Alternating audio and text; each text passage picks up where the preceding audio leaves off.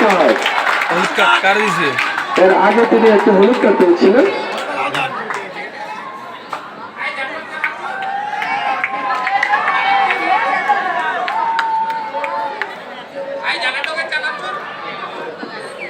আমি রহিমের দৃষ্টি আকর্ষণ করছি, আপনি মাঠে ছেড়ে দিন।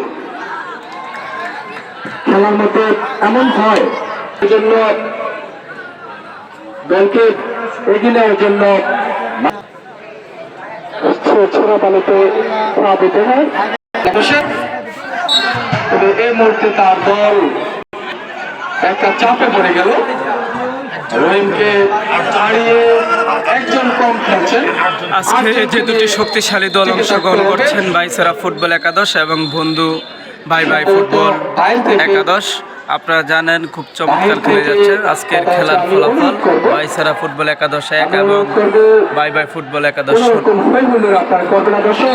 দ্বিতীয় রাউন্ডের খেলাটি হচ্ছে। সামান্য ভুল বুঝাবুঝি